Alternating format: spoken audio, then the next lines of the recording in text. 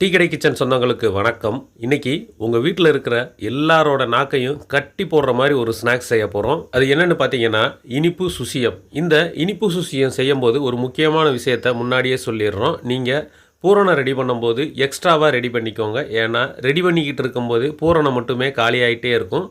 அந்தளவுக்கு ஒரு டேஸ்ட்டான பூரணம் இன்றைக்கி நம்ம ரெடி பண்ணியிருக்கிறோம். இன்றைக்கி வீடியோ பார்த்தீங்கன்னா செம இன்ட்ரெஸ்டிங்காக அதே நேரத்தில் செம டேஸ்ட்டாகவும் இருக்க போகுது. ஸோ வீடியோவை ஸ்கிப் பண்ணாமல் பாருங்கள். வணக்கம். நீங்கள் நம்ம டீ கடை கிச்சனில் ஒரு இனிப்பு சுசியம் செய்ய போகிறோம். அதுக்கு கடாயை வச்சு நல்லா கடாயை சூடான உடனே இங்கே நம்ம 2 கப்பு அவுள் எடுத்துருக்கோம். அவுள்னால் நல்லா திக்க அவுள் எடுத்துருக்கோம். இல்லை நீங்கள் இலசாக இருந்தாலும் எடுத்துக்கலாம், ஒன்றும் பிரச்சனை இல்லை. இது ஒரு ஜன்னலையில் போட்டு அந்த தூசியெல்லாம் நல்லா சலிச்சிட்டு இப்போ நம்ம வறுத்துக்க போகிறோம். அடுப்பு நல்லா மீடியமாக வச்சுக்கிட்டே நீங்கள் நல்லா வறுத்து கொடுத்துருங்க. அவுள் நல்லா சூடாகி நல்லா வறுத்து வரணும். நல்லா ஒரு 3 நிமிஷம் நல்லா சூடாகி வந்துடணும்.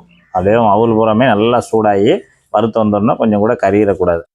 இப்போ அவுள் நமக்கு நல்லா வறுபட்டுருச்சு. நல்லா அந்த அளவுக்கு நல்லா வறுபட்ட உடனே எடுத்து பார்த்தாலே தெரியும், நல்லா கையில் பிடிக்காத அளவுக்கு சூடு இருக்கும். அந்த அளவுக்கு நல்லா வறுபட்ட உடனே இப்போ நம்ம அப்படியேவும் அடுப்பை சிம் பண்ணிவிட்டு தனியாக தட்டில் அந்த அவுளை ஆற வச்சிடலாம்.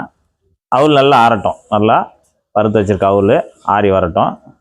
இப்போ அதே கடாயை நம்ம தொடச்சிட்டு ஒரே ஒரு டேபிள் ஸ்பூனு நெய், ஒரு டேபிள் ஸ்பூன் நெய்யை ஊற்றிட்டு இப்போ நெய் நமக்கு நல்லா உருகி வந்துருச்சு. உருகி வந்தோடனே நம்ம இங்கே தேங்காய் துருவல் நல்லா வெள்ளையாக துருவி வச்சுருக்கோம். கிட்டத்தட்ட ஒரு சின்ன தேங்காய் முழுசு. அதாவது இப்போ மெஷர்மெண்ட் கப்பில் நம்ம 1 கப்பு தேங்காய் பூ துருவி வச்சுருக்கோம். அதை நம்ம இதை நெய்யிலே வறுத்து எடுத்துக்கலாம். நல்லா லேசாக செவந்து வர அளவுக்கு வறுத்து கொடுத்துடணும். நம்ம பூரணத்துக்கு தேங்காய் எப்போவுமே இந்த மாதிரி ஃப்ரெஷ்ஷான தேங்காய் தான் போடணும். அதான் நமக்கு நல்லாயிருக்கும். நம்ம ட்ரை தேங்காய் இருக்கும், ட்ரை தேங்காயும் அது செட்டாக வராது. அதேமாரி நம்ம மிக்சியில் சில்லாக எடுத்து நம்ம அதை அரைச்சி போட்டாலும் அது சும்மா அப்படியே ஒரு செதிலாக இருக்கும். அது அந்த அளவுக்கு நல்லா இருக்காது. எப்பயுமே பூரணத்துக்கு இந்த மாதிரி நல்லா துருவி போட்டால் தான் நமக்கு அது நல்லா கச்சிதமாக வரும். இப்போ நம்ம மீடியமான ஹீட்டில் அந்த நெய்யில் தேங்காய் கிட்டத்தட்ட ஒரு 3 நிமிஷம் ஆயிடுச்சு. 3 நிமிஷம் நல்லா அந்த அளவுக்கு லேசாக செவந்து வந்தாச்சு போதும். இப்போ நம்ம இங்கே 25 கிராம் முந்திரி பருப்பு, 25 கிராம் திராட்சை எடுத்து வச்சுருக்கோம். இதே போட்டு இதிலே லேசாக வறுத்து கொடுத்துக்கலாம். இந்த சமயத்தில் போட்டு அதோடு சேர்த்து நல்லா வறுத்து கொடுத்துருங்க. இப்போ நமக்கு எல்லாம் ரெடி ஆயிடுச்சு. ரெடியானோடனே இப்போ ஸ்டவ் ஆஃப் பண்ணிவிட்டு இதையும் நம்ம தனியாக ஒரு தட்டில் மாற்றி ஆற வச்சுக்கலாம். இப்போ நம்ம அவல் நல்லா வறுத்து ஆற வச்சிட்டோம். நல்லா ஆறிடுச்சு. இப்போ நல்லா ஆறின அவல் நம்ம அரைக்கிறதுக்கு தகுந்தாப்பில் ஒரு மிக்சி ஜாரில் இதில் சேர்த்து நல்லா பொடி பண்ணிடணும். இப்போ நல்லா குறன்னு ஒரு ரவை பதத்துக்கு அரைச்சிட்டு வந்தாச்சு. இதை அப்படியே நம்ம ஒரு கலவை கிண்ணத்தில் கொட்டிடலாம். அடுத்தது ப்ரெட்டு, சின்ன ப்ரெட்டு ஒன்று, சின்ன பாக்கெட்டு தான். சின்ன பாக்கெட்டு ஒன்று வாங்கிட்டு நம்ம அதையும் நல்லா கொஞ்சம் தூள் பண்ணிக்கிறணும் மிக்சி ஜாரில். அதே மிக்சி ஜாரில் கொஞ்சமாக அங்கிட்டு உடச்சி போட்டு இதையும் நம்ம கொஞ்சம் தூளாக அரைச்சிட்டு வந்துடுவோம். இப்போ நம்ம ப்ரெட்டு தூளாக்கியாச்சு. தூளாக்குனதையும் இந்த கிண்ணத்தில் கொட்டிடலாம். இப்போ நம்ம தேங்காய் துருவல், முந்திரி பருப்பு, உலர் திராட்சை எல்லாத்தையும் நெய்யில் வறுத்து வச்சுருக்கோம்ல, அதையும் நம்ம இந்த கிண்ணத்தில் மாற்றிடலாம். இப்போ நம்ம பூரணத்துக்கு இனிப்பு சேர்க்க போகிறோம். இது 1.5 கப்பு மெஷர்மெண்ட்டில் 1.5 கப்பு நாட்டு சர்க்கரை, வெயிட்டில் 300 கிராம். அதையும் நம்ம இந்த கிண்ணத்தில் சேர்த்துடலாம். இப்போ நம்ம எல்லாத்தையும் ஒரு தடவை கலந்து விட்டுறலாம். இந்த மாதிரி கலந்து விட்டுருங்க. எல்லாத்தையும் கலந்த பிறகு ஒரு 1/2 டீஸ்பூனு ஏலக்காய் பொடி, அது முதலே நான் போட விட்டுட்டேன். அது இப்போ கலந்தும் போதே இன்னும் கூட போட்டு கலந்துருக்கணும். இப்போ பரவாயில்ல, மறுபடியும் போட்டு கலந்துடலாம். முன்னக்கூடிய ஒரு 200 பால் எடுத்து நல்லா சுட வச்சுருக்கணும். நல்லா சுட வச்ச பால் 200 பால் ரெடியாக இருக்கணும். அந்த சூடான பாலை அப்படியே மேலே கொஞ்சம் கொஞ்சமாக ஊற்றணும். அப்படியே கொஞ்சம் கொஞ்சமாக ஊற்றிக்கோங்க. அதாவது கொஞ்சம் கொஞ்சமாக ஊற்றி நமக்கு ஒரு உருண்டை பிடிக்கணும். அந்த அளவுக்கு முதலே ஊற்றிட வேண்டாம். கொஞ்சம் கொஞ்சமாக ஊற்றி நல்லா அந்த சூடான பாலை ஊற்றி நல்லா பிரட்டி விட்டு ஒரு உருண்டை பிடிக்கிற அளவுக்கு நம்ம அதை மிக்ஸ் பண்ணி கொண்டு வரணும். இப்போ 100 பால் தான் இதில் தேவைப்பட்டிருக்கு. 100 பாலை மட்டும் நல்லா ஊற்றி நல்லா கிண்டி கொடுத்தாச்சு. மிச்சம் 100 பால் இருக்குது. அதை அப்படியே நம்ம டிஷ் ரெடி ஆகிட்டு இருக்கும்போது ஒரு டீயை போட்டு குடிச்சிடலாம். இப்போ நல்லா கலந்த பிறகு இப்போ மறுபடியும் நம்ம கைட்டை நல்லா விரைவிக்கலாம். நமக்கு அந்த உருண்டை பக்கம் கை கொண்டு பிசையும் போது தான் தெரியும் அந்த பக்கம் நம்ம உருட்டுறதுக்கு சரியாக வருமானு. நம்ம அப்படியே உருண்டை பிடிச்சிக்கலாம். நம்ம இஷ்டம் தான், பெரிய உருண்டை சின்ன உருண்டை, ஆனால் சைஸ் வேணுமோ அந்த சைஸில் பிடிச்சிக்கலாம். இந்த மாதிரி உருட்டிட்டு தனியாக நம்ம தட்டில் எடுத்து வச்சிடலாம். அது வெறும் பூரணம் சாப்பிட்றதுக்கு அந்த அளவுக்கு இருக்கும். பார்த்தீங்கன்னா நல்லா அப்படியே ஒரு லட்டு சைஸுக்கு அருமையாக இருக்கும். பூரணம் ரெடி பண்ணி வச்சுருக்கோம். இந்த பூரணத்தை மட்டும் சாப்பிட்டாலே நமக்கு மனசு பூரா அப்படியே பூரிச்சு போகும். அந்த அளவுக்கு நல்லா சுவையாக ரெடியாகி இருக்குது. இல்லை முக்கி போடுவோமா அதை அப்படியே சாப்பிட்ருவோமான்னா அப்படியே சாப்பிட்றணும் போல் இருக்குது. ஏற்கனவே 2 உருண்டை உள்ளே போயிடுச்சு. பெருமாளுக்கு ஒரு உருண்டை, எனக்கு ஒரு உருண்டை உள்ளே போயிடுச்சு. இப்போ அடுத்து நம்ம வீட்டில் இருக்கக்கூடிய இட்லி மாவு, தோசை மாவு தான். வேறு எங்கேயும் போக வேண்டாம். வீட்டில் இருக்கக்கூடிய அரைச்சி வச்சிருக்கக்கூடிய இட்லி மாவு, தோசை மாவு.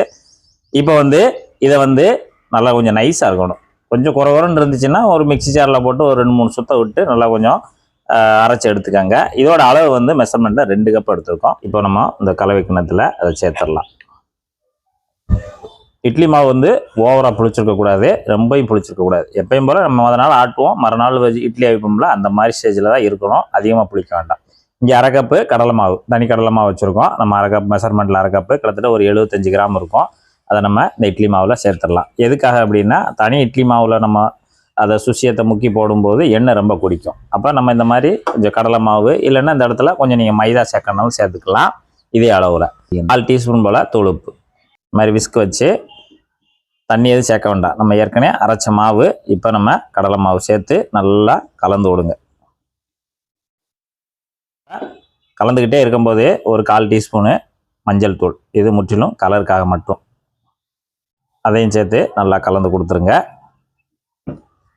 இப்போ நீங்கள் மஞ்சப்பொடி சேர்க்கணும்னா சேர்த்துக்கலாம், இல்லைன்னா சும்மா எப்பயும் போல் அந்த கடலை மாவு, அந்த இட்லி மாவே சேர்த்து நல்லா மிக்ஸ் பண்ணிக்கோங்க.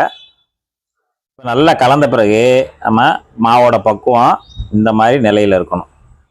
அப்படியே நல்லா ஒரு க்ரீம் மாதிரி நல்லா நைஸாக இருக்கும். க்ரீம் மாதிரி இருக்கணும் அந்த அளவுக்கு. அப்புறம் தான் நம்ம அந்த பூரணத்தை முக்கி எடுத்து போடுறதுக்கு தோதாக இருக்கும். இப்போ நம்ம சுசியம் போட போகிறோம். அதுக்கு எண்ணெய் நல்லா இந்த லைட்டாக முங்குற அளவுக்கு இருந்தாலே போதும். சூடு எப்பயும் போல் மீடியமாகவே இருக்கணும். அடுப்பும் அதே மாதிரி மீடியமாக வச்சுக்கோங்க. பூரணம் ரெடி பண்ணி வச்சுக்கோங்கள, அதை அப்படியே மாவில் போட்டு அப்படியே பிரட்டி விட்றோம். எதாவது போடணும்னா போட்டுக்கலாம். 2 உருண்டை 3 உருண்டை உள்ளே போட்டுக்கோங்க, புரட்டிக்கோங்க. நல்லா புரட்டிட்டு அப்படியே இந்த மாதிரி ஒரு அகலமான கரண்டி வச்சுட்டு நல்லா புரட்டி அப்படியே கரண்டியோடு எடுத்து அதுக்கு மாவு அப்படி வலிச்சு விட்ருங்க. வலிச்சு விட்டு இங்கே நம்ம எண்ணெய் சூடு கரெக்டாக இருக்கா, அப்படியே மெதுவாக பக்கத்தில் கொண்டு போய் மெதுவாக இறக்கிடுங்க. அவ்வளோதான்.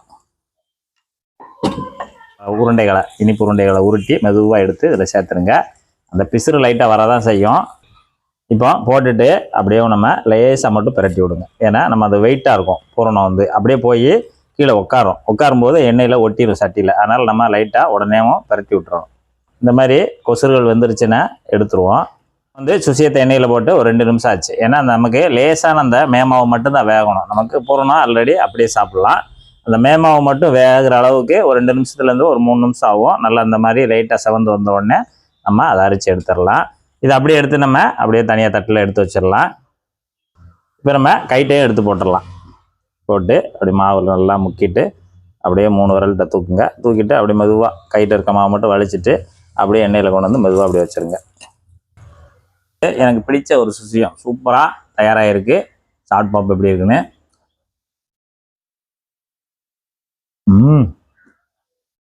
சூப்பராக இருக்கு. இதே போல் ஒரு சுசியம் நீங்கள் நினச்சிங்கன்னா இந்த மெத்தடில் ஈஸியாக நீங்கள் உங்கள் வீட்டில் செய்திடலாம். அந்த அளவுக்கு நல்லா அருமையாக இருக்குது. இதே போல் நீங்கள் உங்கள் வீட்டில் செய்து சாப்பிட்டு பார்த்துட்டு எப்படி வந்ததுன்ற கமெண்ட்ல சொல்லுங்கள். நன்றி, வணக்கம்.